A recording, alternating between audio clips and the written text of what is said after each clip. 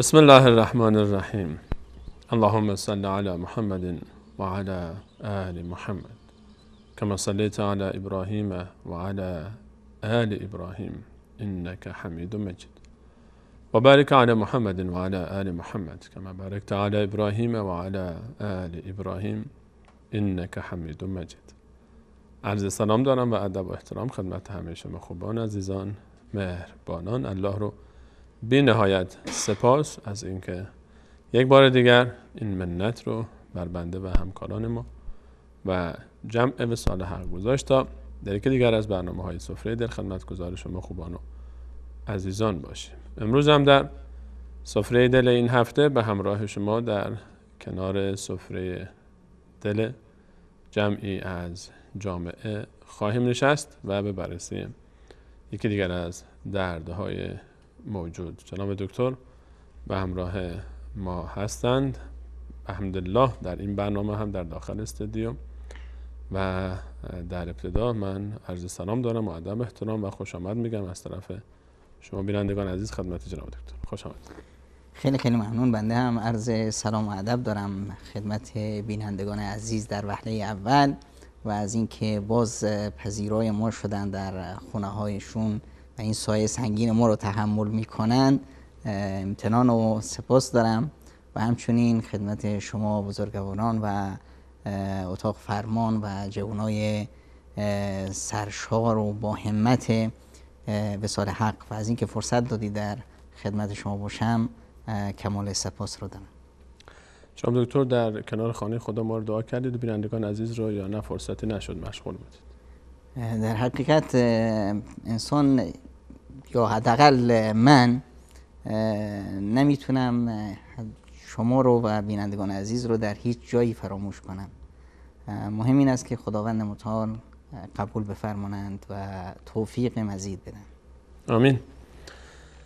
در برنامه امروز میخوایم به همراه شما عزیزان درباره یک درد خاموش صحبت کنیم، درباره یک موضوعی که اگر به اون بپردازیم هم به کسانی که در خارج از دایره این مشکل هستند بسیار کمک خواهد کرد در زیباتر دیدن زندگی و هم به خود عزیزانی که الله تعالی اونها رو با این وضعیت آزمایش میکنه. بارها شده وقتی در مسیری پای پیاده قدم میزنیم و پیاده مسیر رو طی میکنیم و یا به سمت کار و محل درس میریم، آرزو میکنیم کاش یک وسیله نقلیه زیر پای ما می بود و راحت تر به محل کار و یا درس و مشغله خودمون میرسید. غافل از این که در همون لحظه عده دیگری این رویا رو در ذهن دارن که کاش میتونستم که بر پاهای خودم بلند بشم و راه برم. وقتی در یک فضایی، در یک شهری، در یک سرزمینی احساس تنهایی و غربت میکنیم با وجود اینکه افراد زیادی دور بر ما هستن و میبینیمشون و گشت و گذار میکنیم، این طرف میریم اون طرف میریم، مناظر زیبای طبیعت رو میبینیم و استفاده میکنیم و لذت میبریم از زیبایی هایی که الله تعالی دور بر ما خلق کرده. تصاویری از عزیزان و دوستان و آشنایان رو میبینیم و چه بسا با امکانات امروزه بتونیم از راه ارتباط تصویری عزیزانی رو که از اونها دور هستیم هم هر روز مشاهده بکنیم، ولی با این وجود احساس ناراحتی میکنیم، میگیم دوریم، میگیم دلتنگیم، میگیم غریبیم، در حالی که خیلیا آرزومندن که فقط یک بار بتونن چهره مادر رو مشاهده بکنن و یا چهره پدر و یا خواهر و برادر رو و اون رنگ‌هایی رو که هر روز ازش میشنون، رنگ‌های مختلفی رو که توصیف میکنن اطرافیان، ببینن که رنگ آبی آسمان یعنی چی. و وقتی که میگن آفتاب طلوع کرد و صبح شد، چه تغییری به وجود میاد در دنیا و این سیاهی که از ابتدای عمر به همراه اونهاست چگونه یک دفعه به روشنایی تبدیل میشه با طلوع خورشید. خیلی تحملش برای انسان سخت میشه وقتی که میشنوه بانوی خانمی بعد از 40 سال شنوایی خودش رو به دست میاره و وقتی که انسان میبینه، شاید این تصویر رو در اینترنت عزیزان دیده باشید، بانویی که بعد از 40 سال قادر به شنیدن شد و برای اولین بار داشت میشنید کلماتی رو و جملاتی رو و نمیتونست که جلوی اشک خودش رو بگیره از خوشحالی این که فقط میشنوه. فقط تنها آرزوی این خانم در دنیا این بود که از این سکوت محض، از این سکوتی که یک عمره که اون رو عذاب میده در بیاد و بفهمه که صداها چه فرقی با هم دارن. چقدر سخته وقتی انسان صدای اذان رو نتونه بشنوه و درک بکنه و چقدر رنجاوره که بنویسن براش که تلاوت قرآن چقدر زیباست اما هرگز این لذت رو تجربه نکرده باشه. اینها فقط بخشی از مشکلاتیه که ما شاید به خودمون زحمت نمیدیم که حتی دربارش فکر بکنیم، چون فکرش هم ما رو ناراحت میکنه و آزار میده و شاید بگیم که سری رو که درد نمیکنه چرا ببندیم، ما که دوچار این مشکل نیستیم، بقیه اینطوری هستن. حقیقتا نعمتایی رو که الله تعالی در اختیار ما گذاشته خیلی ازش غافلیم، خیلی ازش دوریم و قدرش رو نمیدونیم، مگر اینکه در کنار سفره دل عزیزانی بشینیم که نعمت‌ها رو الله تعالی به اونها نداده، عزیزانی که الله تعالی اونها رو آزمایش کرده با این وضعیت زندگی یا از ابتدای زندگی این گونه به دنیا آمدن و برای اونها نه رنگ آسمان و نه رنگ زمین معنایی داره و مفهومی و نه تفاوتی دارن بین صداهای مختلف و برای اونها هیچ تأثیری نمیکنه. و یا اینکه عزیزانی که یک حادثه، یک اتفاقی سبب شده تا اون نعمتی رو که داشتن الله تعالی به نعمت دیگری تبدیل بکنه و یک مرحله از آزمایش در زندگی به مرحله دیگری منتقل بشن و آزمایش هم آزمایشی است که به هر حال قابل تأمله برای خودشون و برای اطرافیان. امروز میخوایم به همراه شما عزیزان سر سفره دل عده‌ای بشینیم که جامعه ما به اونها میگه معلول، اما شایسته نیست و بیمهری میکنه جامعه وقتی که این تعبیر رو در حق این عزیزان استفاده میکنه. ولی به خاطر اینکه موضوع سخن آشنا باشه و مفهوم باشه برای ما مجبوریم این اصطلاح رو با عرض معذرت و پوزش از عزیزانی که مخاطب این برنامه هستن، علل خصوص عزیزانی که درباره اونها صحبت میکنیم، من در ابتدا از اونها این اجازه رو میگیرم که ما اجازه بدید تا این تعبیر رو استفاده بکنیم، فقط به خاطر اینکه جامعه ما به هر حال چون متداول شده و این جامعه آشناتر باشن این تعبیر شناخته شده تر هست و مفهوم ما رو بهتر میرسونه، گرچند که با این تعبیر ما موافق نیستیم که استفاده بشه برای این عزیزان. جناب دکتر اگر اجازه بدید در ابتدای سخن از همین کلمه صحبت بکنیم، از همین اسمی که گذاشته شده معلول. معلول چه کسی است؟ بسم الله الرحمن الرحیم، الحمدلله و الصلاة و السلام علی حبیبی و مولای رسول الله و علی آله و صحبه و من والاه.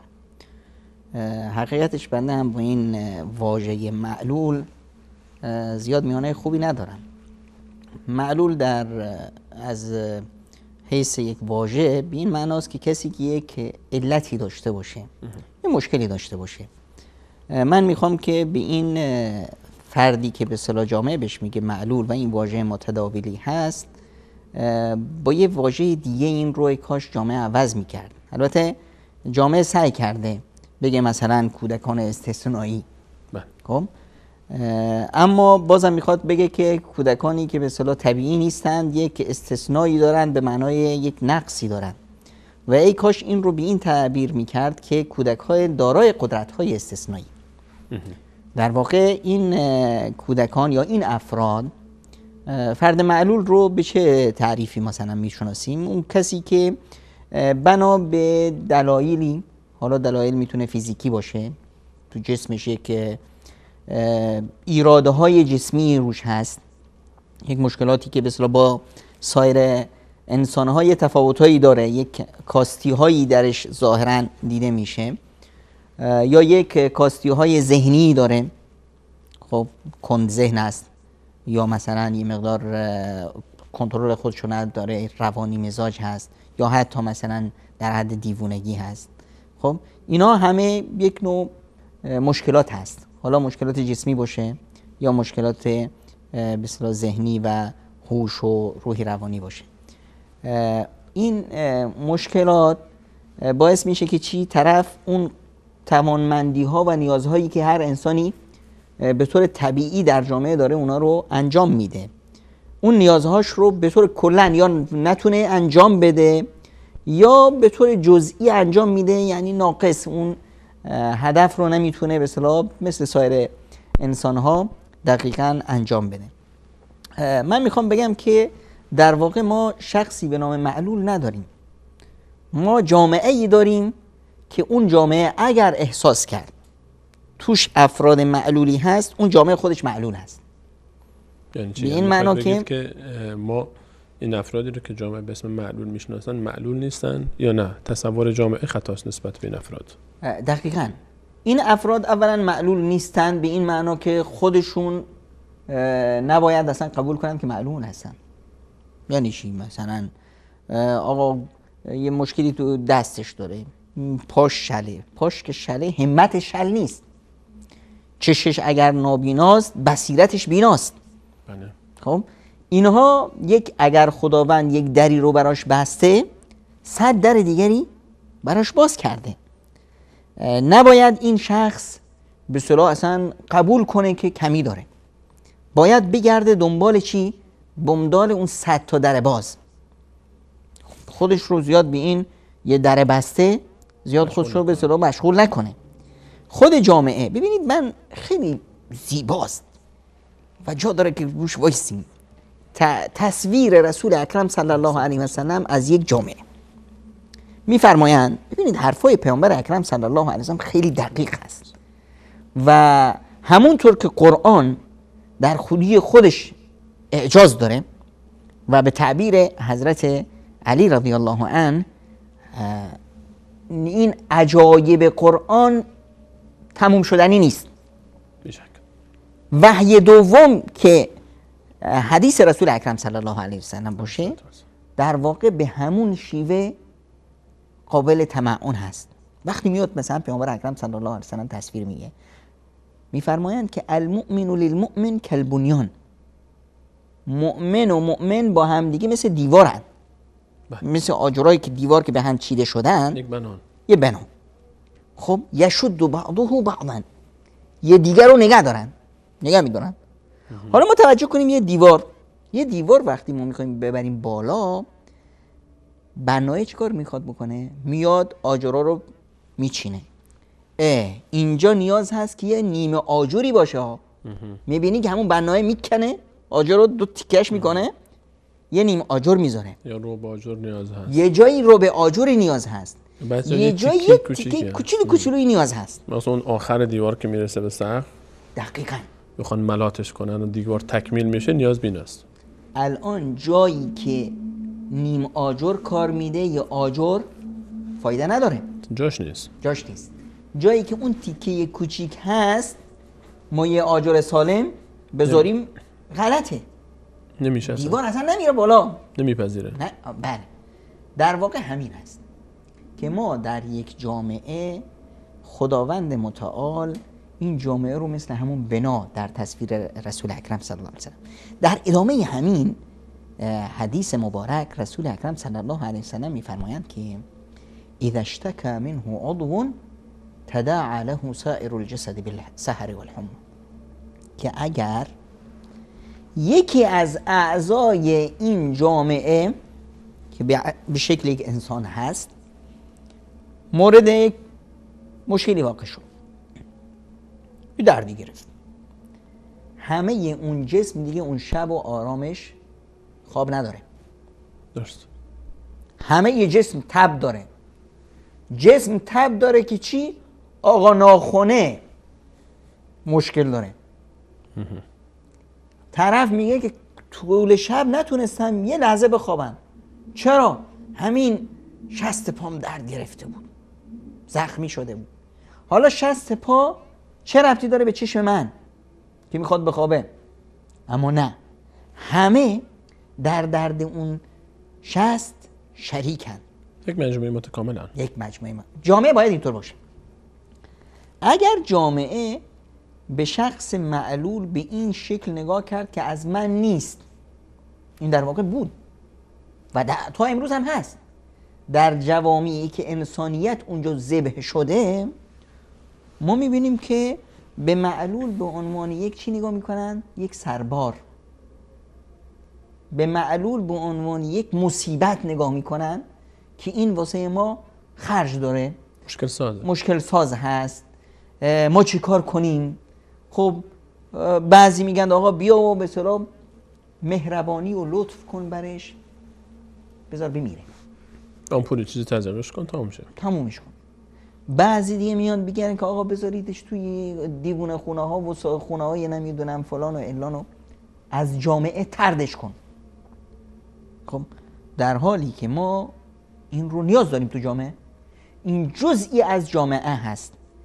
همینی که ما یه معلول رو میبینیم، همینی که ما تو جامعهمون یک شخصی رو میبینیم با یک به اصطلاح یک نقصی که در عرف ما اون رو به اصطلاح یک بیماری یا یک نقصی میبینیم و ما قدر نعمت اون داده رو میشناسیم.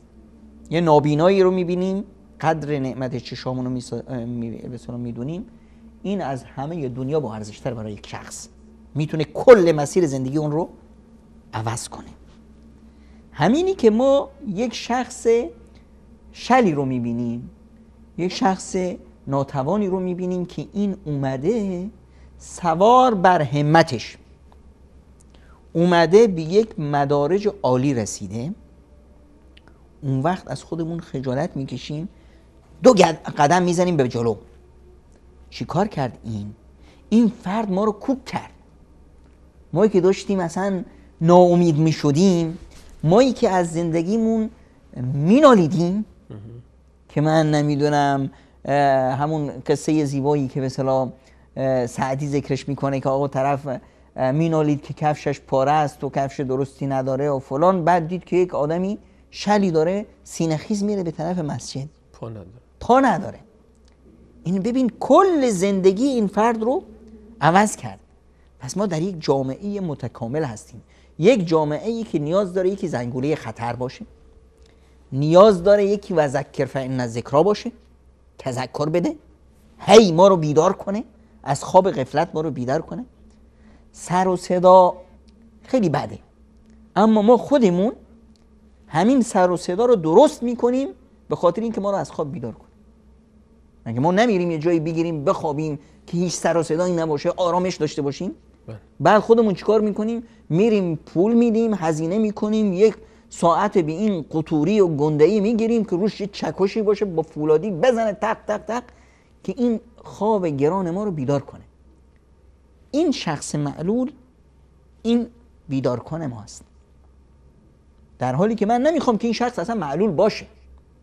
معلولیت یک احساس داخلی هست. میفهمید ربطی به مسئله فیزیک بدن و نقص عضو و این مسائل نداره؟ اصلا نداره. شما تصور کنید آیا مثلا ما وقتی که به اصطلاح لاک پشتی رو میبینیم که راه میره خیلی دلمون براش میسوزه؟ بیچاره اگه ما جای اون باشیم 40 سال طول میکشه تا این مسیری رو بریم. اما وقتی میریم از لاک پشته میپرسیم که جناب آقای لاک پشت شما مشکلی دارید؟ میگه نه من که مشکل ندارم. شما یه بنی آدم، شما چطور با این دوتا پا راه میری؟ خونه هم نداری؟ تو چطور زندگی میکنی؟ لاک پشته داره دلش به حال ما میسوزه. الان تصور کن اون که خونه‌ش همراهشه دیگه، خونه‌ش همراهشه، دلش به حال ما میسوزه که ما خونه‌مون نداریم. خب دلش به حال ما میسوزه که با 2 پا راه میریم، نکنه که به سر بیفتیم. اون 4 پا داره، خیلی هم راحته. یعنی چی؟ میخوام بگم که ببینید، تصور کنید که همه بنی آدم نابینا خلق میشدن. آیا نابینایی معلولیت به حساب می اومد؟ نه. همه بنی آدم شل خلق می شدن، شلیت یک معلولیت به حساب می اومد؟ نه دیگه، اون موقع همه چی مثل هم میشد. همه بنی آدم با 2 تا انگشت بود، در دستی به صورت 2 تا انگشت می داشت. خیلی 5 انگشتی معلولیت حساب میشد. پس معلولیت نیست. خب یعنی چی؟ یعنی اینی که ما معلولیت رو قیاس میکنیم بر چی؟ بر اون چیزی که ما داریم یا دیگران دارن. من 5 تا انگشت دارم، فلانی 6 تا داره، این رو معلولیت میدونم. بابا از من که بیشتر داره. بعد علانی 4 تا داره، این رو هم معلولیت میدونم. خب جناب دکتر، همیشه باید یک سطح به هر حال متوسطی باشه که ما بر اساس اون بخوایم قیاس بکنیم. یعنی اگر نه قیاس معنایی نمیده. که عموم جامعه یا عموم خلقت الهی یه شکل داره. خب خارج بر این شکل، چون که اون به اصطلاح زیبایی انسان رو خدشه‌دار میکنه. اما این معلولیت نیست، این وجود علت نیست. این یعنی چی؟ یعنی خلاف اون قیاسی که هست، خلاف شکل ظاهری که هست. من 2 پا دارم، فلانی 2 پا نداره. خب اما چی؟ اما اونم انسان هست، من هم انسان هستم. وقتی که خداوند متعال درباره من و اون حرف زد، فرمود که ولقد کرمنا بنی آدم، ما بنی آدم رو تکریم کردیم و این بنی آدم رو خلق کردیم فی احسن تقویم، در بهترین شکل. این بنی آدمی که فی احسن تقویم هست، در بهترین شکل و شمایل هست، منم هستم، اون آقا هم هست. این بنی آدمی که ارزش آدمیت بهش داده شد، منم هستم، اون هم آقا هست. هیچ جایی از قرآن نه فرمودن که ولقد کرمنا بنی آدم 2 پا رو، اونی که 2 تا پا داره، یا بنی آدم نمیدونم 10 انگشتی رو، خب یا بنی آدم بینا رو. نه اصلا. مگه ما هدف از این زندگی چی هست؟ هدف این زندگی چی هست؟ عبادت خداوند متعال. قرآن کریم چی میفرمایند؟ و ما خلقت الجن والانس الا لیعبدون. یعنی هدف ما توی یه مسابقه هستیم برای رسیدن به بهشت. حالا 2 تا آدم داریم. و فی ذلک فلیتنافس المتنافسون. و فی ذلک فلیتنافس، یعنی در این باب در این میدان مسابقه است، میدان عبادت و کسب رضایت الله. خب ما 2 تا آدم داریم، هر 2 تاشون به سن پیری رسیدن. یکیش 65 سالشه، 2 تا چشم داره ماشاءالله، مثل چش آهو، ذره بین، تلسکوپ، داره موریانی ها رو مریخ هم میبینه. اما این فرد راه خلاف رفته، الان میمیره که بره به جهنم. در مقابلش یه فرد دیگه داریم، به همین عمر برادر 2 قلوشه، اما نابینا بود. در این آزمایش الهی استقامت کرد، در این میدان مسابقه برای رسیدن به بهشت و رضایت الهی کوی سبقت رو برد و الان چشم میبنده تا بره به بهشت. کدوم یکی موفقه، کدوم یکی پیروزه، کدوم یکی اصلا معلوله؟ اگر به قرآن هم نگاه میکنیم، در همین موضوعی که شما اشاره فرمودید جناب دکتر، موضوع نابینایی و بینایی، الله تعالی میفرماید فانها لا تعمل الابصار ولكن تعمل قلوب التي في الصدور. این چشمان نیستن که کور میشن، این چشم دله که کور میشه، این دله که کور میشه در اصل. بله ببینید آمارهای جهانی میگه که سالانه 35 میلیون معلول در دنیا به وجود میاد. خب این آمارها چی رو نگاه میکنه؟ ظاهر جسمی رو، جسم انسان، فیزیکی جسم انسان رو نگاه میکنه و قضیه عقل رو نگاه میکنه. یک سطح هوش معینی، سطح هوشی است، نمیدونم این جنگ هایی که هست به اصطلاح افرادی که روانی میشند و اینا. خب اما انسان که همش عقل و این جسم نیست، قلبش کجا رفت؟ ما معلولیت بزرگتری داریم که بیشتر انسان ها دچار این معلولیت هستند که اون معلولیت قلب هست. ختم الله علی قلوبهم، اینایی که دیگه ختم الله علی قلوبهم و علی سمعهم و علی ابصارهم، اینها دیگه همون معلولیت قلبی رو دارن، معلولیت که به اصطلاح حقیقی، که اون معلولیت اینها رو خرد میکنه، اینها رو از دایره انسانیت و آدمی میندازه بیرون. کسی که هیچی که از ما نگفته، انسانی که مشلول کامل هست، گوش هم نداره، چش هم نداره، چند تا معلولیت کامل داره، دیوونه هم هست، کسی در بین بشر نگفته که این انسان نیست. اگر همچین کسی پیدا بشه که همچین حرفی بزنه، در انسانیت خودش باید شک کرد. اما خود خداوند متعال میفرمایند اون کسی که معلولیت قلبی داره، اون از انسانیت بندازیدش بیرون. اولئک هم کالانعام، اولئک کالانعام بل هم اضل. یعنی اونا مثل حیوانات هستن. نه مثل حیوانات نه، از حیوانات هم بدتر. خب یعنی این معلولیت بزرگتره و قابل تمعن هست که ما روش حساب کنیم، یا اون معلولیت های دیگه که یک معلولیت های آنی هست.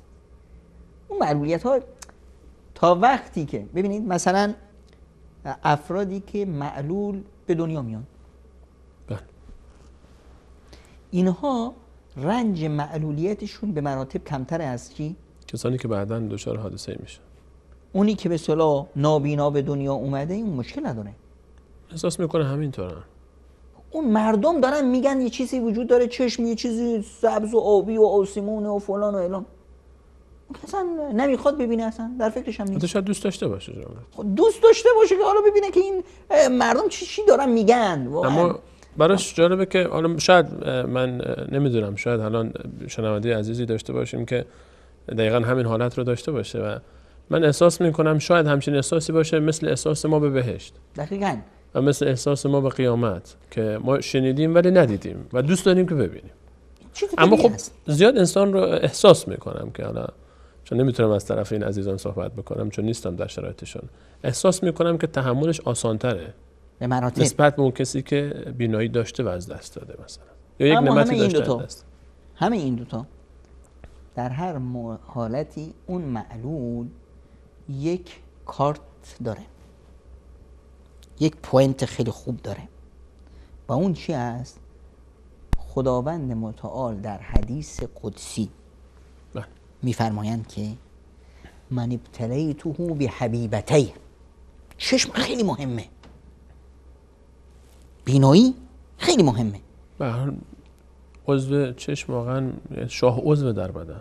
خب این خود تعبیر به اصطلاح حدیث قدسی این است که من اون رو آزمایشش کردم در چیش؟ دوتا عزیزش. در دوتا عزیزش. اون چیکار کرد؟ صبر کرد، شکر خدا رو به جا آورد، دونست که این خدای خالقی که من رو خلق کرده اسمش هست الحکیم. این خدایی که این آزمایش رو در من قرار داده اسمش هست الرحمن الرحیم. یعنی به منو دوست داره، بر من شفقت و مهر بیش داره از هر کس دیگری و اون حکیم هم هست، هیچ کارش بی حکمت نیست. من راضیم به رضای خدای رحمان رحیم حکیم. سبحان الله. خب الان خداوند متعال در این حدیث قدسی میفرمایند این آقا جزاش پاداشش بهشته.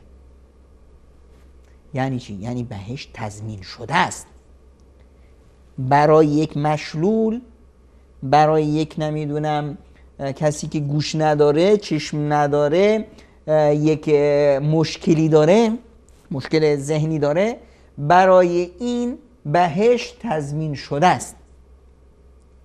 خانمی بود مشکل ذهنی داشت. بله. این طبیعی بود، یهو به اصطلاح قاطی میکرد. به خودش هم هیچ نقش و تأثیری در این آزمایش نداره. نه خودش دوست داشت اینطور بشه و نه خودش با دست خودش این کارو کرد. خداوند متعال انسان رو خلق میکنه اونطوری که میخواد. منو اینطور خلق کرده، اون رو اونطور خلق کرده و امکان داشت که من جوری اون باشم. دقیقاً. الان این شخص به اصطلاح وقتی که قاطی میکرد حرکت‌های دیوونه‌واری به وجود می اومد، نمیتونست خودش رو کنترل کنه. اومد پیش رسول اکرم صلی الله علیه و سلم، فرمودند که یا رسول الله برای من دعا کن که خداوند منو شفا بده. الان ببینید معلم بشریت چه جوابی میشون میدن. میفرمایند که میخوای دعا کنم خدا شفات بده، یا در همین وضعی که هستی صبر میکنی، رضایت خداوند رو از خداوند راضی میشی، از این وضعی که هستی به اصطلاح ابراز خوشحالی و خوشنودی میکنی و پاداشت بهشته. الان این زنه خیلی زیرک بود، فکر کرد ببینید زندگی رو فلج نکردن با یک مشکل من خودم رو کلن ضایع نکنم، که این رو خیلی از ما نمیدونیم. طرف الان 60 سالش خانمه، از اول زندگی 20 ساله که ازدواج کرده تا این 60 ساله از دکتر به دکتر، کشور به کشور که من بچه دار نمیشم بچه دار بشم، نمیدونم گوشم سنگینه گوشم رو درست کنم. تمام زندگیش رو داغون کرده که همین دماغه که یکم کجه اینو بگیره یکم رازش کنه. خب این طرف اومد گفت یا رسول الله صبر میکنم، صبر کنم، این 2 روز دنیا که همین چیز رفتنی است، چقدر دیگه مونده برام، اما بهشت تضمین شده است، صبر میکنم. واسه همینه که در واقع افرادی که همچنین آزمایشی شدن از جانب خداوند متعال، اینها اولا خداوند متعال در اینها قدرت‌ها و توانمندی‌هایی قرار داده که این نقصی که درشون هست بر این غلبه پیدا کنن در بیشتر موارد. در اون حالتهای استثنایی که طرف مثلا دیوونه هستی و در این حال بهشت براشون تضمین شده است. همت چی میخوان؟ یه همت کم. یعنی ببینید به اندازه‌ای که خدا به ما میده از ما میخواد. لا یکلف الله نفسا الا وسعها. لا یکلف الله نفسا الا وسعها. خداوند به من 1000 داده، منو از 1000 تاش بازخواست میکنه. وقتی که به من 100,000 داد، اون وقت منو از 100,000 تاش بازخواست میکنه.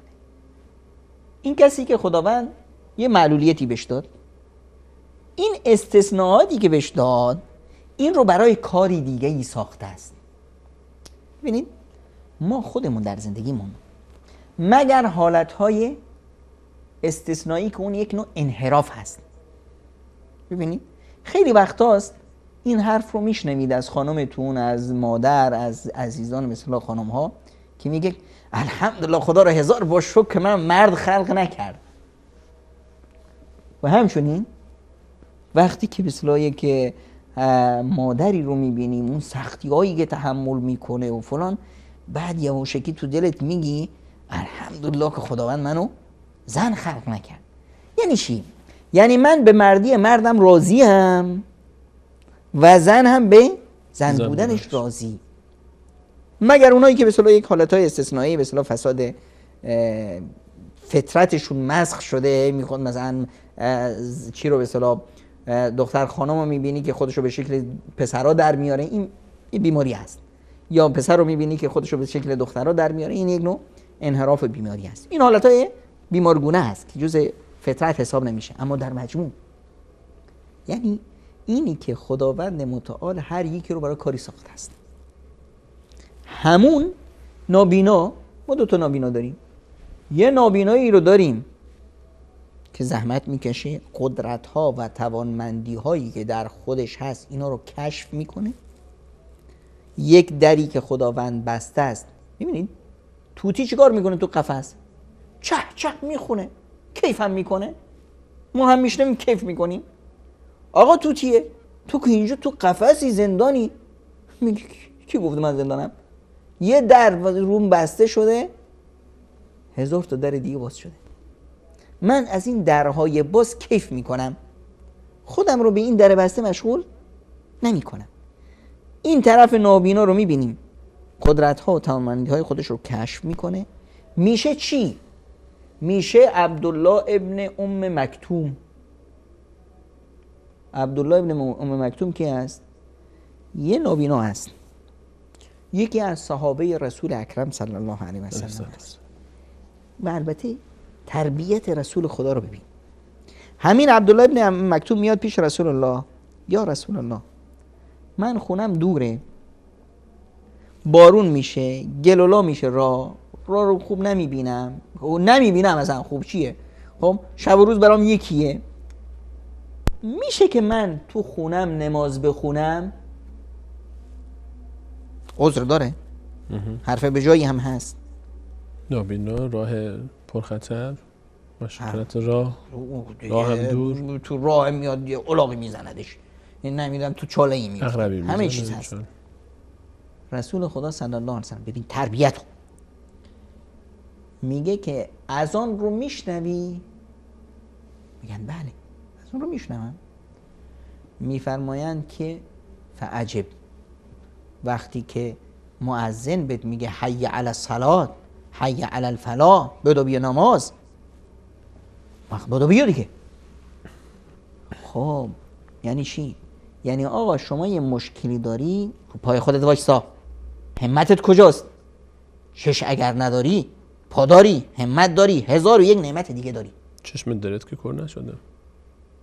این نعمتی که بس یه نعمت نداری 1000 تای دیگه داری. روی 1000 تای دیگه سوار شو، بیا به خودتو به مسجد برسون. همین شخص میبینیم چی میشه؟ همین شخص مؤذن رسول اکرم صلی الله علیه و سلم است. یعنی این آقا باید روزی 5 بار بیاد، قبل از دیگران هم بیاد و دیگران رو تازه اطلاع بده تا بیان برای نماز. اطلاعی چی بده؟ که الان وقت نماز شروع شد. وقت شده. وقت رو از کجا میخواد بفهمه؟ چش که نداره. این مشکلشه. مشکل خودت حل کن.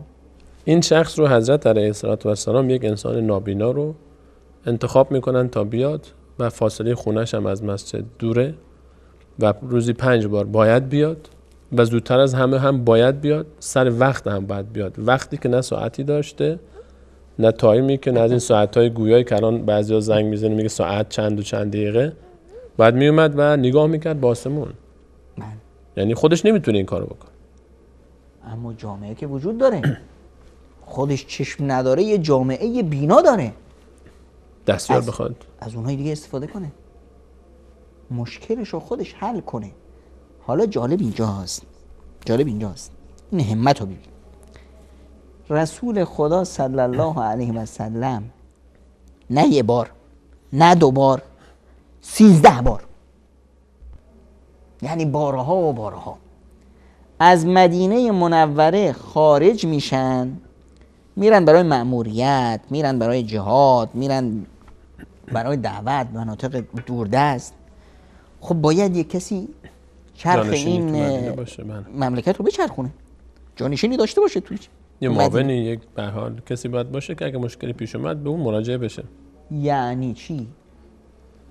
نائب رهبر جامعه اسلامی در دوران غیبت رسول اکرم صلی الله علیه و سلم از مدینه منوره کی هست؟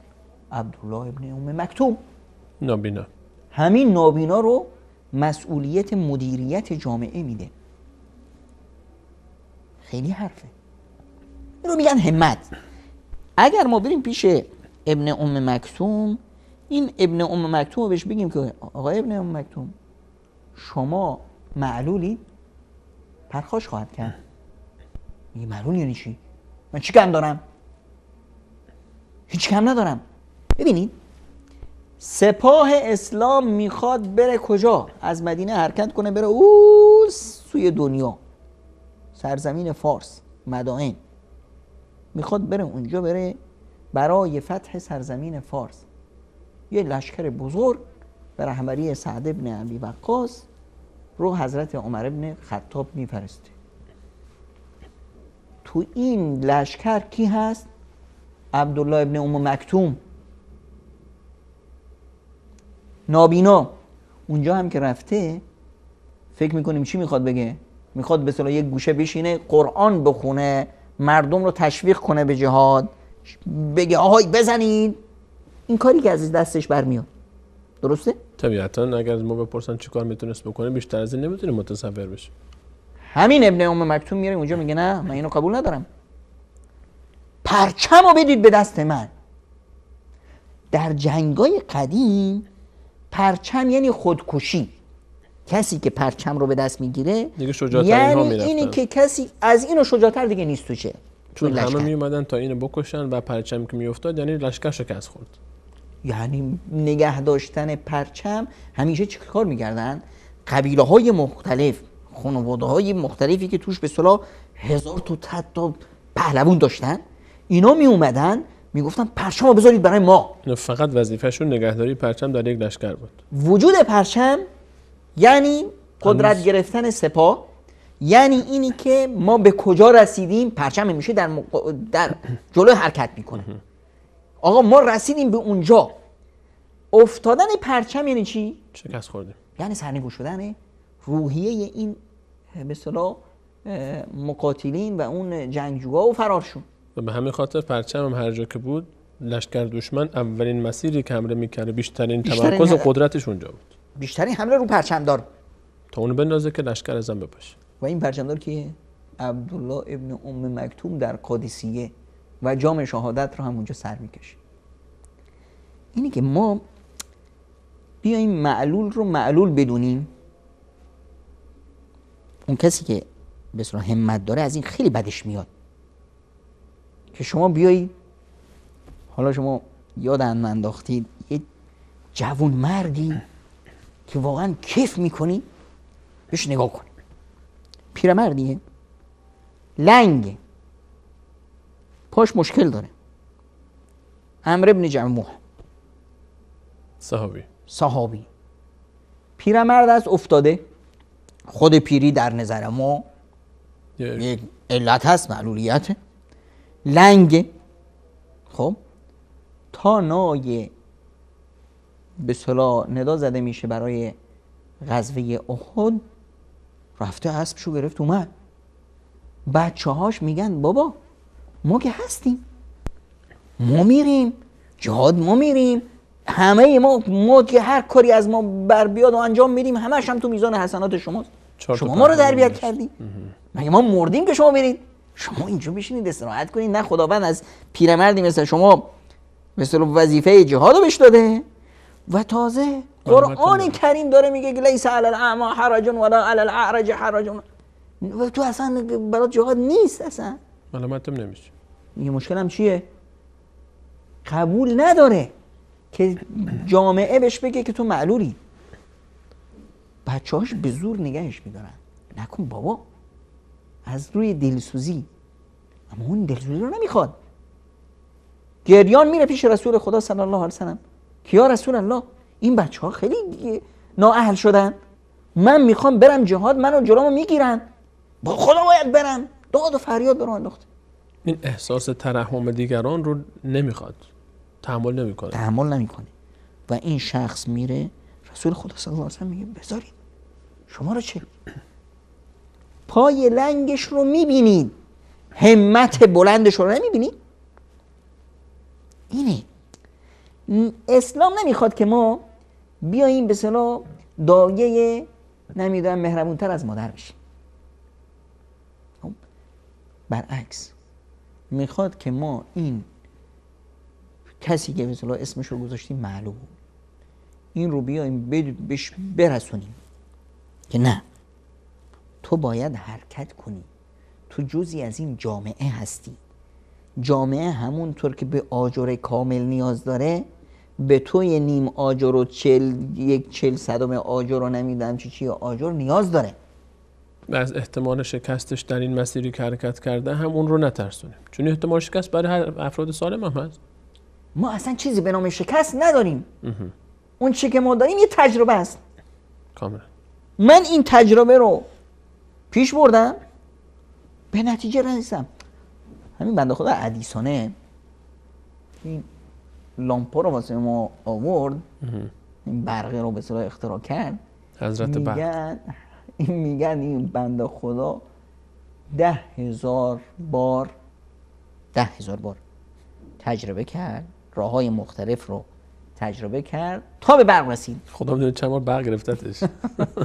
این برق شوخی سرش نمیشه، ولی اینکه باباش ادیسون هم که باشه میگیره. الان بهش میگفتن که آقای ادیسون شما خسته نشدید؟ 9999 بار شکست خوردی؟ من که شکست نخوردم. من 9999 راه کشف کردم که به برق نمیرسه و یک راه کشف کردم که به برق میرسه.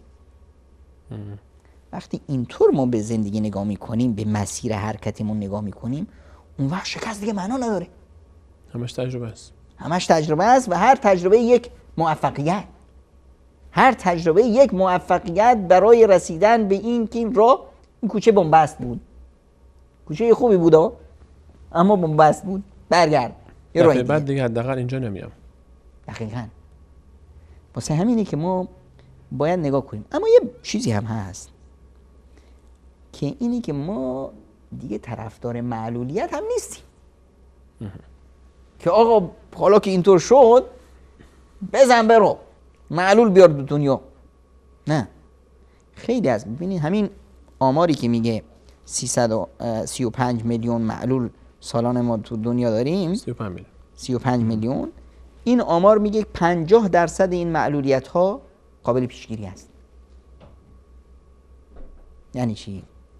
یعنی اینی که اون مادری که معتاد هست یا اون پدری که معتاد هست، وقتی که میاد به اصطلاح علم نوین پزشکی میگه که آقا این بچه که دار اگه شد بچهش معلول هست، ما باید این اعتیاد رو اول، سبب معلولیت رو باید از بین ببریم.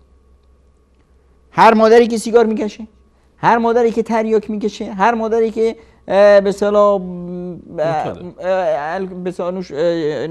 از شراب میخوره، نوشیدنی الکلی استفاده میکنه، هر مادری که اینا رو داره بچهش معلول به دنیا میاد.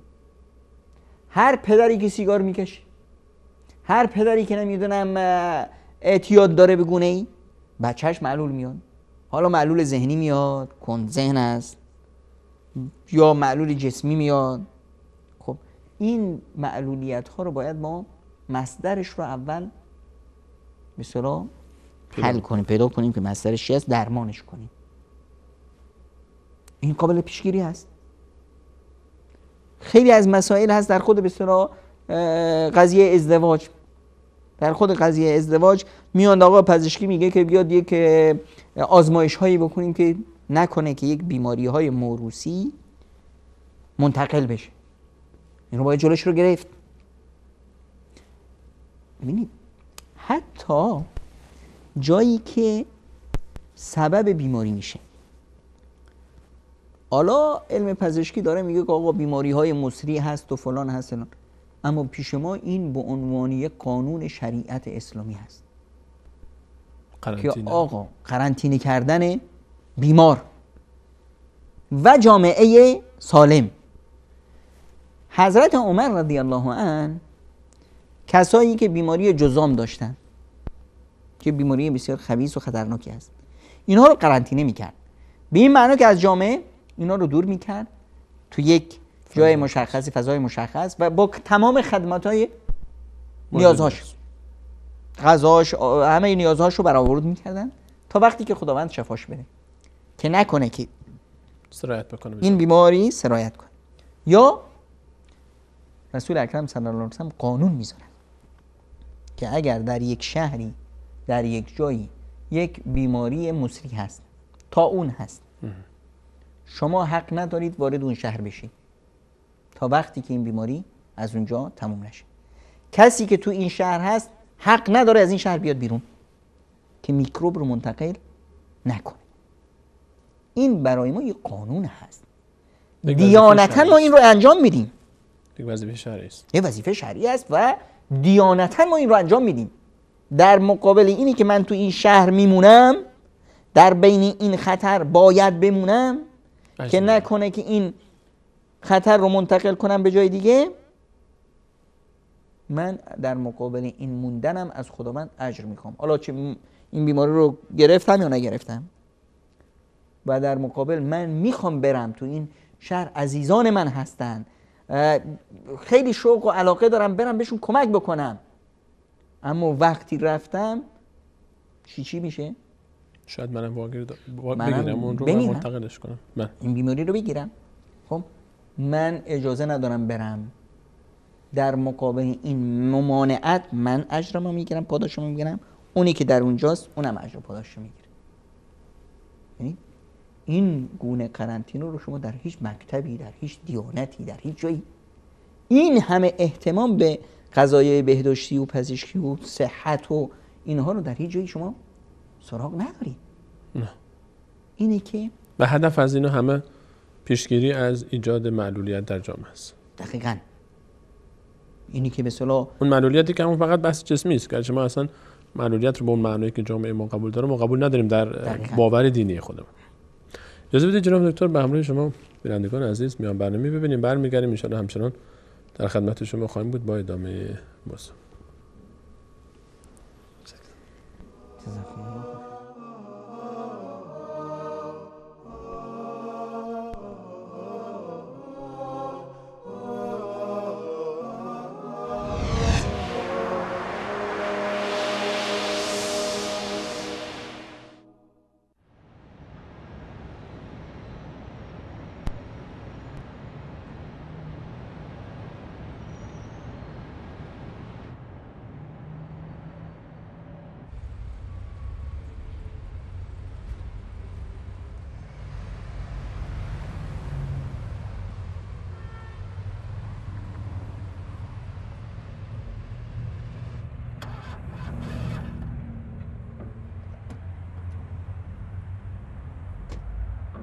من ذا يداني فضله وعلاه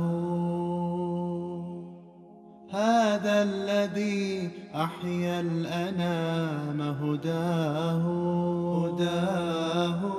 هذا الرسول المصطفى لي أسوة.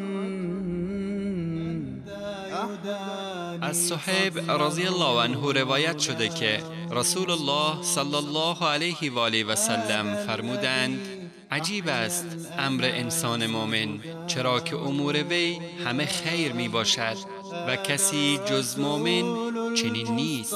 اگر به او خوشی رسد شکر می گذارد و برای او خیر است، و اگر به او سختی رسد صبر می کند و برای او خیر است. هو قدوتي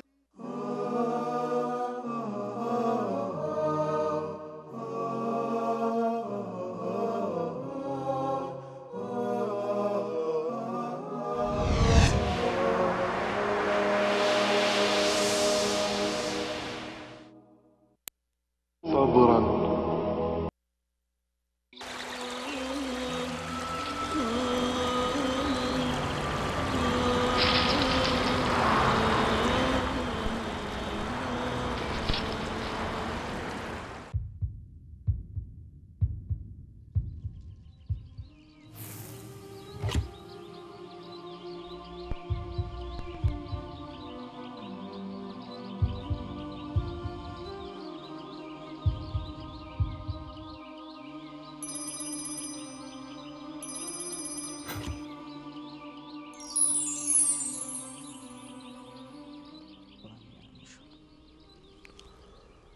با سلام مجدد خدمت همه شما خوبان و عزیزان، همچنان با شما هستیم با بررسی ادامه موضوع برنامه امروزمون که به تعبیر جامعه ما، گرچه تعبیر تلخی است، معلولین و در حقیقت ما همونجوری که جناب دکتر اشاره فرمودن در باور دینی خودمون همچین چیزی نداریم که انسان مسلمانی رو در جایی از قرآن کریم الله تعالی معلول نامیده باشه، به این معنا که این انسان دیگه هیچ امیدی بهش نیست و این انسان باید یک گوشه جامعه بشینه و فقط بقیه خدمتگزار این فرد باشن و این شخص باشن و این هیچ نقش مؤثری در جامعه نداشته باشه.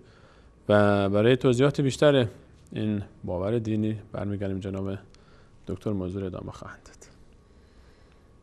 با عرض سلام مجدد خدمت بینندگان عزیز، در حقیقت ما گفتیم که این معلولیت یا شعور به معلولیت، احساس کردنش و به چشم حقارت نگاه کردن به این قشر از جامعه، این خودش یه معلولیت فکری است که اون جامعه یا افرادی که همچنین حالتی دارن باش دست به گریبانن.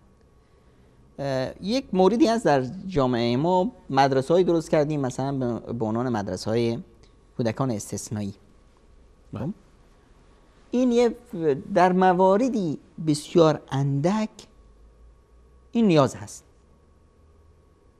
خب یعنی یک مواردی هست که یه نوع معلولیتی کودک یا افراد دارن که اون معلولیت یه مقدار تنش‌زاست، نیاز به کنترل شدید داره.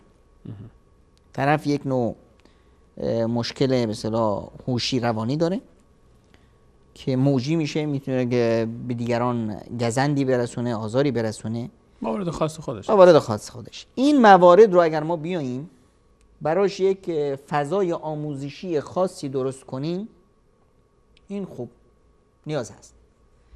اما متاسفانه ما این دایره رو خیلی گسترش داریم. افرادی هستن که خیلی معلولیت‌های کمی دارن، یه مشکل کوچیکی تو به اصطلاح زبانش داره، زبانش خوب نمیچرخه، یا یک نوع معلولیت جسمی داره، فیزیکی داره، یا حتی اگر هوشی داره یه مقداری درصد هوشش پایین‌تره یا سریع‌تره. این رو نباید از جامعه طردش کنیم. این رو باید بذاریم تو چی؟ تو متن جامعه. یعنی این اشخاص رو وقتی ما بیاریم تو به اصطلاح مدرسه استثنایی، داریم ما به اینها شعور معلولیت رو تزریق میکنیم، در حالی که ما نیاز تربوی این بود که بهش بگیم از آن رو میشنوی، مشکلت حل با خودته. نابینا رو ما بذاریم تو مدرسه استثنایی، ما کشتیمش، داغونش کردیم. این رو باید بذاریم تو متن جامعه، تو متن مدرسه بیناها. اینی که به اصطلاح لکنت زبان داره بذاریم تو متن مدرسه‌ای که همه دارن جیغ میزنن. بذار که این با همون لکنتش جیغش رو بزنه، به طرف تداوی و درمان سریعتر بره. حداقلش اینه که اون حس رو درش از بین ببریم، که ما به یک دید ترحم و شفقت بیش از اندازه داریم بهش نگاه میکنیم. نه انگار که تو نیاز داری و ما باید این کار بکنیم و اگر نکنیم تو ناراحت میشی و بعد دیگه عقب میمونی و نمیتونی موفق بشی. ما باید بهش این شعور و احساس رو بدیم که تو از دیگران هیچی کم نداری، باید خودتو برسونی. وظیفه داریم بهش کمک کنیم. وظیفه داریم که بهش کمک کنیم، وظیفه است. چرا؟ چون که این جامعه همونطور که گفتم، همونطور که تعبیر رسول اکرم صلی الله علیه و سلم بود، مثل یک بنیان هست، یشد بعضه بعضا. خب اینی که ما بهش کمک بکنیم این وظیفه ماست. ما در جامعه آزمایش الهی داریم. آزمایش الهی هیچ وقت برای شخص نیست، برای کل است و دایره این آزمایش به اندازه‌ای که به شخص نزدیک میشه دایره مسئولیت سنگین تره و هرچه دور بشه کمتر میشه. یعنی وقتی که کسی مورد آزمایش قرار گرفت، اون خودش مورد آزمایش قرار گرفته، مسئولیت هایی داره، اون جای خودش. اطرافیانش مورد آزمایش قرار گرفتن که خداوند در بین اونها مسئولیت یک معلول، مسئولیت یک انسان بیمار، مسئولیت یک انسانی که مشکل داره رو به اونها سپرد. هم اونها کوتاهی کردن، جامعه مسئول است. یعنی اینی که ما ببینیم یک کسی هست مشکل داره، نابیناست، خب در یک آزمایش هست، حالا خودش در این آزمایش و در این امتحان چقدر موفق هست یا نیست یه مسئله است.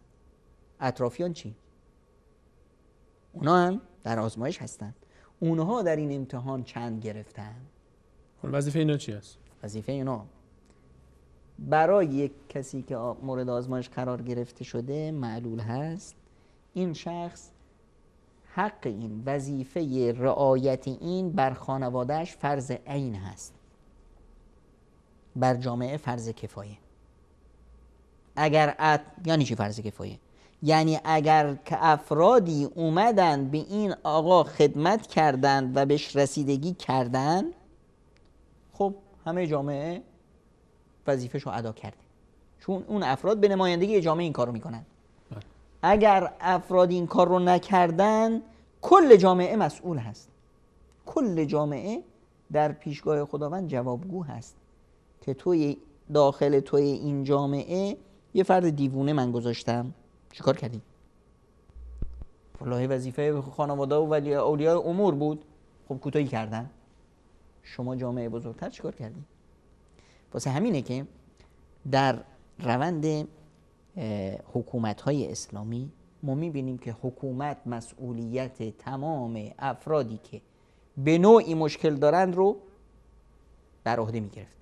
در زمان حضرت عمر ابن خطاب، در زمان ولید اموی، در زمان عمر ابن عبدالعزیز، ما اصلا قوانین کشوری بر این منوال بود که هر کسی که مشکل داره، نابینا براش یک موظف، یک کارمند حکومتی حقوق میگرفت برای رسیدگی به نیازهای این فرد. و تمام افرادی که به نوعی نمیتونستن وظایف خودشون رو انجام بدن، یه نوع مشکلی داشتن، معلولیت داشتن، بدون در نظر گرفتن دیانت اونها، از جانب حکومت حقوق داشتن. چرا که معلول هزینه زندگیش بالاتر از یک انسان سالم. طبیعت. خانواده‌ای که توش معلول هست، هزینه و زندگیش مخارجش بیشتره، با یک آزمایش دست به گریبان هست، هزینه بالاتره، دوچار یک نوع بسیار دست و پاشون بسته است دیگه. نمیتونن اون مادری که بسیار تو خونه‌ای که یک دختر هست یا به پسر هست که مشکل بسیار روانی داره، اون مادر، اون خانواده نمیتونن اصلا این لحظه اون خانه رو رها کنن. یا حتی در مخارج و هزینه‌های درمانی برای بعضی از مریضی‌ها افرادی هستن که مثلا بزرگ میشن، عقلشون میمونه. دختر خانم اومده مثلا 25 سالش شده، 30 سالش شده، اما عقلش رشد نکرده، عقل همون بچه 2 ساله است.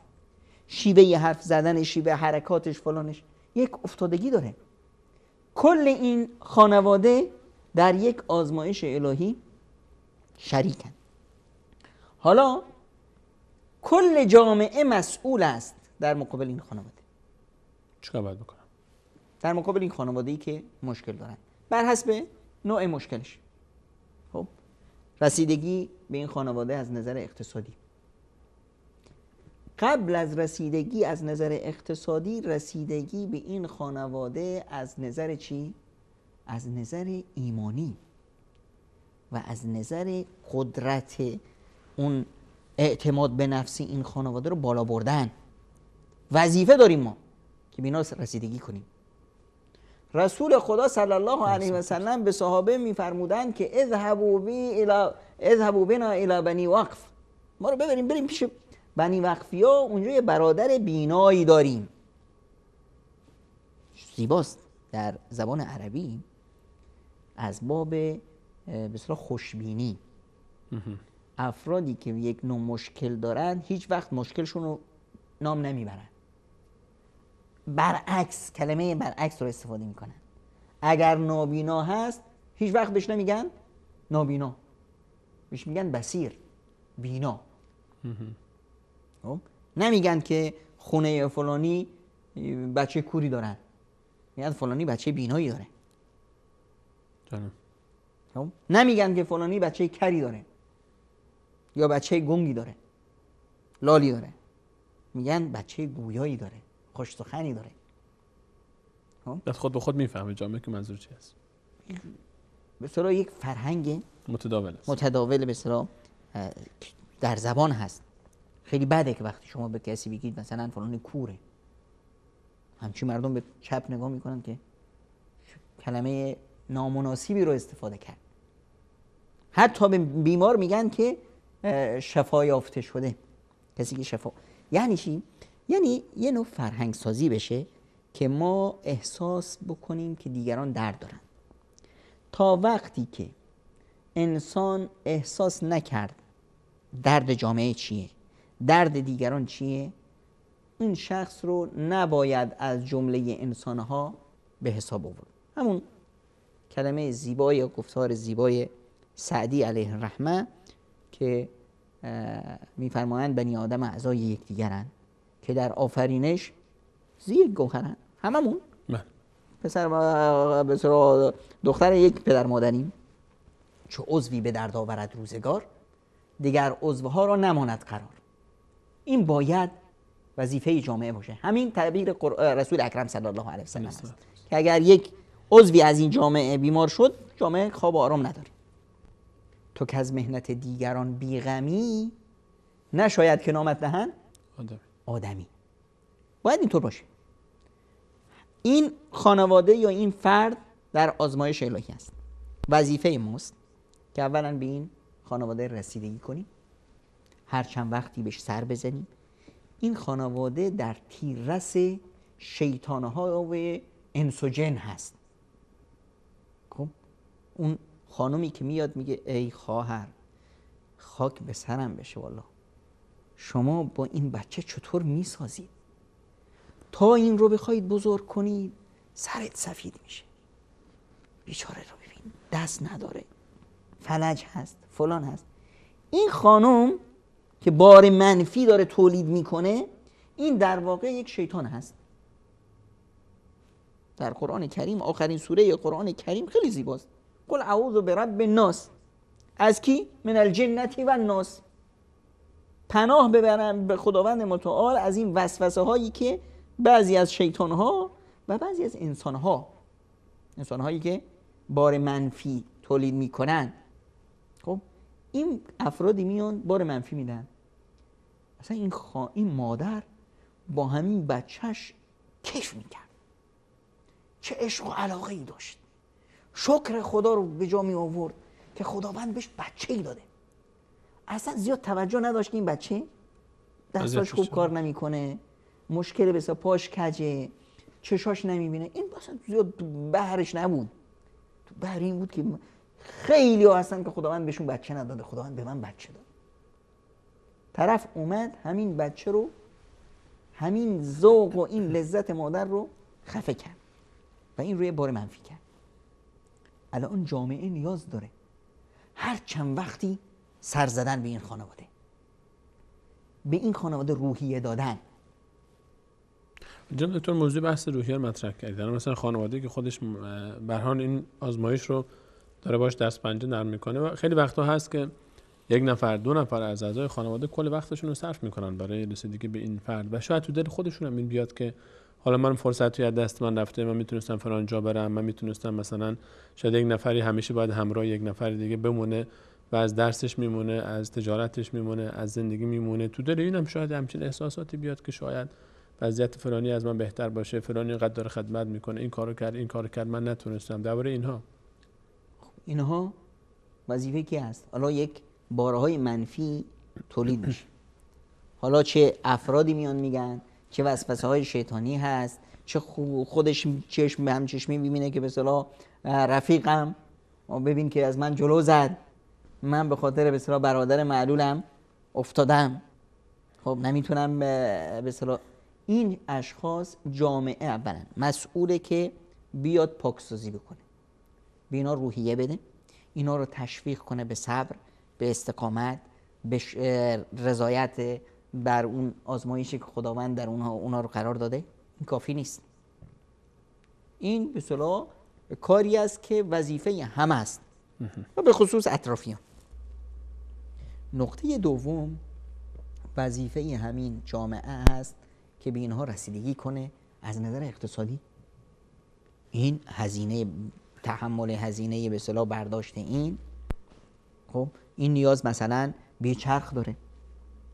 خب اون جوونی که به اصطلاح بزرگ شده، خب چی میشه که طرف بیاد یه وقف کنه، یه ماشینی براش وقف کنه، پا نداره دست که داره، خب یه ماشینی به اصطلاح که سفارش بده به شرکت ماشین سازی که همه به اصطلاح دنده و ترمز و همش رو دستی کنن.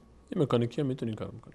خب نمیدونم، نیاز به یک صنعک داره، نیاز به یک عمل جراحی داره، نیاز به یک پلاتیک گذاشتن داره، به هر حال یک غذای پزشکی و درمان و اینا مکلف هزینه داره.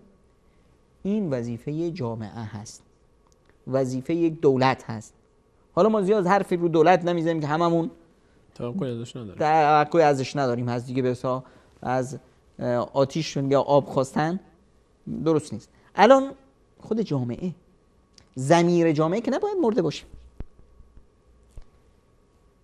در کنار این به اصطلاح رسیدگی به اصطلاح اقتصادی و جوانب دیگه هم باید مد نظر جامعه باشه. جوانب آموزشی، این فرد افتاده است، این خانواده به خاطر وجود یکی دوتا معلول در بینشون کلا فلج شده.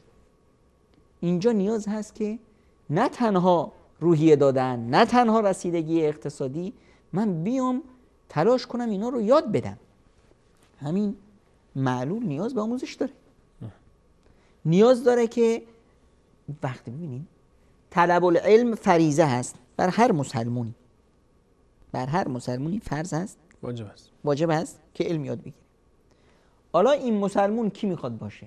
هیچ توش اشاره ای نیست که فقط برای باهوشان، برای افراد سلیم مشکل نداره. نه خیر، همه مسلمان باید به این من یاد بدم، من معلم برای این بیشتر وقت بذارم، من همسایه برای اینا وقت بذارم. نمیتونم تنهایی، اصلا نمیتونم، توانش رو ندارم، مشغولم، 10 نفر دیگه رو تشویق کنم. ببینید یه معضله هست وقتی ما یه قدرت هایی داریم اونها رو ضایع میکنیم. خب اون قدرت چی هست؟ بابا همین زبانت قدرت هست. تشویق کردن دیگران یه وظیفه است. حالا من خودم نمیتونم، من به عنوان معلم و همسایه این خانواده هستم، وقتم بهم اجازه نمیده، وضع خودم اجازه نمیده، اما زبانم که با نمونده. نگم که اگر من به دیگران بگم مردم میگن خودش رو نمیره خدمتشون بکنه، این رو بذارم کنار، من تشویق کنم. یه کاری که من نمیتونم، شاید به تشویق من 100 نفر دیگه را بیفتن. از نظر علمی به اینا برسم، از نظر مهارت. خب این خانواده، این فرد معلول نمیتونه مثلا مثل خیلی های دیگه کار بکنه، اما میتونه همین تو خونش که نشسته بافندگی بکنه. دختر خانم با توجه به توانایی هایی که داره، توانایی داره، هیچ پا نداره، دست که داره، دست نداره پا داره، پا و دست نداره، سر داره، فکر که داره، فکر داره، زبان که داره، مغز که داره. یعنی همون اگه یادتون باشه در یکی از برنامه ها ما در مورد یک جوونی حرف زدیم، نوجوون به نام ابراهیم از بحرین بود، اگر یادتون باشه. بله، در رمضان گذشته، در رمضان گذشته بود. نه دست داره، نه پا داره، هیچی نداره، یه سر داره، یه زبون. با همون سر و زبونش این یک دعوتگر بسیار موفقی هست. یه لپتاپی جلوی جلوی سرش گذاشته، با همین چه کارا که نمیکنه. اون توانمندی هایی که توش هست اینها رو بیاریم ما پررنگ کنیم. اون قدرت هایی که توش هست اونها رو بیاریم برنامه ریزی کنیم که این یک کاری یاد بگیره. آقا من قدرت بیشتر از این دارم تو جامعه، چرا نیام تو این جامعه من که درصد معلولین زیاد هست؟ الان ما در جوامع خودمون متاسفانه از درصد بالایی از معلولین، این جنگ هایی که هست همش معلولین زا هست. ما در افغانستان 2.5% معلول داریم طبق آماری که داده شده. در دنیا ما 2.5% بیشتر معلول داریم، در افغانستان ما نزدیک 50% معلول داریم. با زخمی ها و این طرفان زخمی هست، کسی پاش رفته، کسی موجی، افراد موجی که هستند، یک آمار بسیار وحشتناکی است. و همینطور در ایران، همینطور در تاجیکستان، همینطور در کل دنیا. من چرا نیام یک کارگاه بزنم برای همین معلولان، ریسندگی بهشون یاد بدم، نمیدونم کارهای دستی یاد بدم، فلان یاد بدم، یه چیزی، اون چیزی که ازشون برمیاد اونا رو به حرکت در بیارم. همیشه سعی کنیم یه معلول رو بذاریم رو کار، احساس ضعف نکنه در جامعه. احساس، تا وقتی که معلول، هر انسانی تا وقتی که احساس وجود نکرد، اعتماد به نفس ایجاد میشه، اعتماد به نفس براش نبود، احساس کرد سربار دیگران هست، این خورد میشه در خودش. حالا که یک مشکل داره، باید ما این رو بیاریم برسونیم به این حدی که احساس بکنه که مفید هست، احساس بکنه که داره یه چیزی رو انجام میده، یک موفقیت هایی رو داره به دست میاره، تا این احساس معلولیت رو درش از بین ببریم. چی اشکال داره؟ طرف پا نداره؟ خب میتونید شما یک گاری بذارید براش، نمیدونم 100 کیلو نمیدونم پرتقال بذارید روش، یک ترازو بذارید این رو ترازو نشسته با دستش کار میکنه. دست نداره، با پاهاش یه چرخی رو میچرخونه، نمیدونم اره‌های مردم رو تیز میکنه، چاقوهای مردم رو تیز. 1001 ابتکار ما میتونیم به دست بیاریم، درست کنیم. بعدش میتونیم مثلا همینو، قدرت ندارم که یک کارگاه بذارم، اما میتونم این معلولین رو تو خونه هاشون به کار بذارم. بعدش بیام هر یه سالی، یه چند وقتی یه نمایشگاه بزنم با افرادی که تو جامعه هستن، تو وسط خیابون. این وسایلی که اینا درست کردن، اینا رو به معرض نمایش و فروش بذارن. خب خیلی کارا ما میتونیم برای این جامعه بکنیم و در رفع این معلولیت سهیم باشیم، که نذاریم این جامعه احساس معلولیت بکنه و خود معلول احساس بکنه که یک سربار جامعه هست، یک زحمتی هست. باش بهش این احساس رو بدیم که تو مثل دیگران هستی. ببینید خداوند متعال وقتی که تکلیف میذاره برای انسانها، همه مورد تکلیف هستن. معلول هیچ رفع تکلیف ازش نشده، مگر در جوانی که در زیر قاعده و قانون لا یکلف الله نفسا الا وسعها میاد. آخه جهاد نمیتونه بره، خب لیس علی الاعمی حرج، ملامت نمیشه و گناهکار نمیشه، اما اگر رفت کسی جلوش هم نمیگیره. دیدیم که دیگه عمرو بن جموح همچنین قرطی رفت و جام شهادت را هم سر کشید، ابن ام مکتوم همچنین رفت و خود جامعه وظیفه داره که به اینها به چشم معلول نگاه نکنه. رسول خدا صلی الله علیه و سلم قاضی القضات میفرستن به یمن. کی رو میفرستن؟ معاذ بن جبل. معاذ بن جبل نگاه نمیکنن پاش لنگه. این مشکل نیست. من قاضی میخوام، من عقل میخوام، من بینش میخوام، فکر میخوام. حالا این فکر من پا برای رفتن نداره که اشکال نداره، روی الاغ سوار میشه. یعنی اون معلولیت بی شیوه‌ای جبران میشه. من یک مدیر میخوام، این مدیر من چشم داشته باشه خوبه، خب نداشته باشه کار من رنگ نمیفته. ابن ام مکتوم وظیفه شما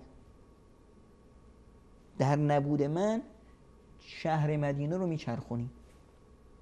حالا جناب دکتر، چون وقتمون داره به پایان میرسیم، خود عزیزانی که فعلا اصل موضوع صحبت ما هستن، اگر به خود این عزیزان توصیه داشته باشیم، چون 5 دقیقه بیشتر فرصت نداریم، چون تا از خود این عزیزان آغاز نشه این حرکت، ولو اینکه دوربرها هر چقدر هم سعی و تلاش بکنن، باز هم ما به نتیجه نمیرسیم. اولا من به این عزیزان نمیگم معلول. این عزیزان نباید قبول کنن در هیچ حالتی که اینها معلول هستن. اینها چی شدن؟ خداوند حکیم از اینها یک نعمتی گرفته، در مقابل یک نعمتهای دیگه بهشون داده. اون نعمتها رو کشف کنن، در جامعه سرشون رو بالا بگیرن. تا تو سر تو خم نکردی، خودت رو خورد نکردی، کسی نمیتونه تو رو خورد کنه. بابا جان تو پیر هستی، شما پا برای رفتن ندارین، محض رضای خدا شما بیشین تو خونه، ما بچه‌هات میریم میجنگیم، ما هستیم. عمرو ابن جموح اینو قبول نداشت. حالا کی که جلوشو میخواد بگیره؟ هیچ همتی این همت فولادی رو نمیتونه زمین بزنه. شما باید اینطور در جامعه باشید. در جامعه وقتی میرید اینطوری سلام نکنید مثل یک نیازمند. دست بدید، سرتون رو بالا بگیرید، محکم قرط وایسید. کاری رو هم که شروع کردید هرگز عقب نشینی نکنید. دیگران چی میگن بذارید برای دیگران. خداوند 2 گوش داده، یکی برای شنفتن، یکی هم برای بیرون انداختن حرفای پوچ دیگران. دیگران حق ندارن شما رو مسخره کنن. لا یسخر قوم من قوم. قرآن بهشون این حق نمیده. دیگران حق ندارن که شما رو با اون معلولیت صدا بزنن، آی لنگ، آی کور، آی فلان، ولا تنابزوا بالالقاب. قرآن این حق رو ازشون گرفته، این حق رو بهشون نمیده. همین قرآنی که این حق رو بهشون نمیده، همین دینی که بهشون حق نمیده، اونها رو تهدید هم میکنه که اگه به شما بد کردن، اگر گفتن که خوب شد، این لیاقتشو داشت که همین تو بشه، همین پیامبر خدا صلی الله علیه وسلم بهشون میگه که لا تظهر شماتة لاخیک، اینطوری برخورد نکن با دیگران، فیشفیه الله و یبتلیک، خداوند اون رو شفا میده، چشت کور تو به همون مرض گرفتار میشی. تهدیدشون میکنه رسول خدا صلی الله علیه وسلم. پس تو اولا حمایت داری از قرآن و از رسول خدا صلی الله علیه وسلم. پس قرط وایسا، به پیش برو، عقب نشینی نکن، هیچ وقت احساس شکست نکن، همیشه در متن جامعه باش، هیچ وقت خودت رو کنار نکش، هیچ وقت احساس این نکن که تو کم داری از دیگران. هرچی هستی خودت رو برسون، کاری بکن که خودت رو به دیگران تحمیل کنی. همیشه کسی که خودش رو احترام میگذاره، برای خودش احترام قائل است، کسی نمیتونه به اون بی احترامی بکنه. دیگران رو مجبور میکنه بهش احترام بذاره. بله. در هر جلسه ای که هست باش. هیچ وقت سعی نکن از نماز جماعت بیفتی. چرا که نماز جماعت یعنی چی؟ یعنی داد زدن که آهای جامعه من هستم. نمازهای جمعه رو برو، نمازهای عید رو برو، هر جلسه ای، هر جشنی، هر برنامه‌ای که هست توش باش. هیچ وقت اجازه نده مردم به چشم شفقت بهت نگاه کنن. بله نیاز هست که مثلا بعضی وقتا کسی اون چرخ تو یه هولی بده، اما این هول دادن رو با عزت ازش بگیر، با احترام ازش بگیر، با شفقت نگیر. هیچ وقت نذار چشمت دست گدایی جلوی دیگران دراز کنه. بیا تو میدان باش و استقامت کن و به دیگران نشان بده که به اون وضعی که داری راضی هستی. حالا وقت اجازه نمیده شاید من یک چند دقیقه دیگه من ان شاءالله احمد جان به ما فرصت میده تا شما صحبت کنید. من عزیزی داشتم و الان هم هست. این شخص بیش از شاید 200 کتاب رو ترجمه کرده و سالیان است که من میشناسمش و خیلی دوستش دارم. یک انسان واقعا فریخته است. 2-3 سال پیش که رفته بودن ترکیه، تازه من فهمیدم که 20 و اندی سال هست که ایشون تو خونش همسرش افتاده رو زمین، استخونش از بین رفته، شده یه تیکه گوشت. بیماری بسیار وحشتناکی است. چند این ساله که من میشناسم، اطرافیانش خبر نداشتن تو خونش چی میگذره. ایشون خدمتکار خانمشه، خدمت خانمش رو میکنه، هیچ وقت از مسیر زندگی عقب نمونده.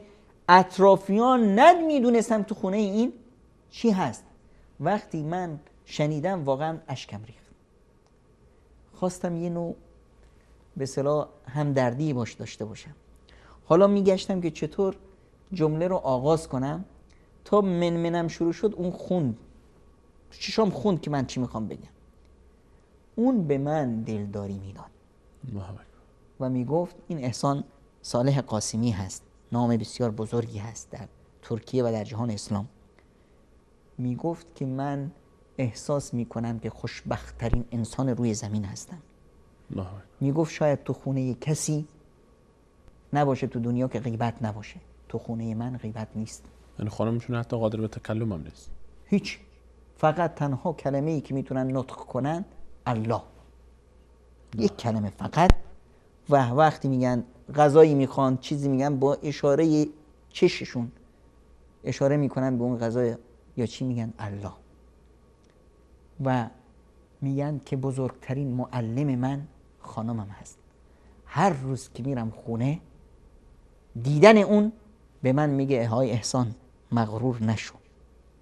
این خانم ببینی، اینی که دنیا رو پر کرده بود از جست و خیس، اینی که چند تا بچه رو تربیت کرده، اینی که مثل کوه بود، ببین با یک اشاره خداوند چی شد. تو هم هر لحظه امکان هست خداوند این طورت بکنه. پس نعمت خدا رو شکر بکن و به پیش. و این خانمش رمز موفقیتش هست. کاش وقت بیشتر می بود و موضوع رو با شما بیشتر ادامه میدادیم. خیلی ممنونم. انشاءالله که همین صحبت هایی که در این مجال گرچه جست و گریخته کردیم خدمت شما عزیزان، یک تلنگری شده باشه برای ما تا در این مسیر قدمی برداریم و عزیزان همه ما و شما در این مسیر بهتر برخورد بکنیم. جناب دکتر صحبت پایانیتون رو خواهد با بینندگان عزیز. از اینکه این فرصت رو دادید تا در خدمت بینندگان عزیز باشم، از شما کمال سپاس و تشکر رو دارم و از همه عزیزانی که در مورد آزمایش الهی قرار گرفتن میخوام که به خداشون نشون بدن که مرد میدونن. انشاءالله زندگی محل آزمایش و خوشا به حال اون کسانی که نعمتهایی رو که الله تعالی به اونها داده یا گرفته شکرگزارن و فقط به یک چیز فکر میکنن و اون هم رضایت الله متعال. تشکر از همه شما عزیزان که تا این لحظه برنامه خودتون رو یاری کردید. تشکر خاص از عزیزان کنترل. تا برنامه بعد همه شما خوبان رو به الله متعال میسپارم و تقاضای دعای خیر داریم از شما. الله یار و نگهدارش. جزاکم الله خیرا. شکر الله لکم.